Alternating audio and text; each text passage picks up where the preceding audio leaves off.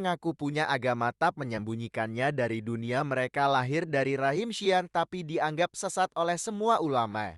Bahkan sebagian dari mereka tak mau disebut Islam. Mereka adalah kaum Druze, sekte misterius dari Syiah Ismailiyah yang paling ekstrim.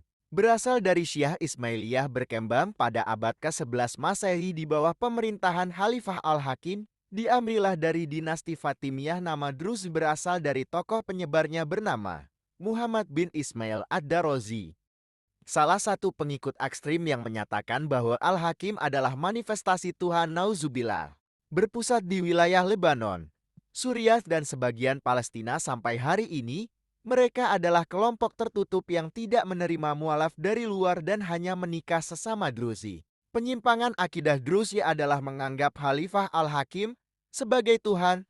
Ini termasuk ekstremis keluar dari Islam secara total, menyamakan manusia dengan Tuhan. Jelaskan, dalam surat An-Nisa ayat 48 dikatakan, sesungguhnya Allah tidak mengampuni dosa syirik, tidak mengerjakan syariat Islam. Mereka tidak salat, tidak puasa, tidak berhaji, dan tidak membaca Al-Quran. Secara umum, mereka menganggap syariat itu hanya simbol, tak wajib bagi mereka yang dianggap ahli kebatinan.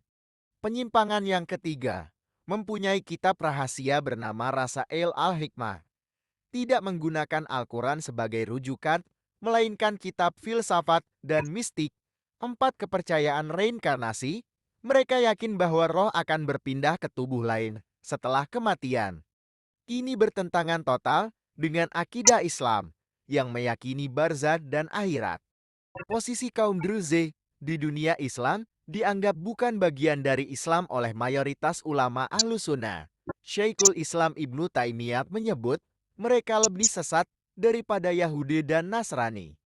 Majmu' al-Fatawa, mereka sering berkoalisi politik dalam konflik Timur Tengah seperti di Suriah bersekutu dengan rezim Bashar al-Assad.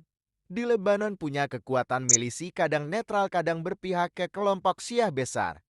Apa pelajaran bagi umat Islam? Yang pertama, tauhid adalah pondasi utama. Jika rusak tauhid, rusak semua amal. Aliran sesat seperti Druze mengajarkan pentingnya memahami akidah dengan benar, bukan ikut-ikutan. 2. Jangan tertipu dengan simbol atau politik.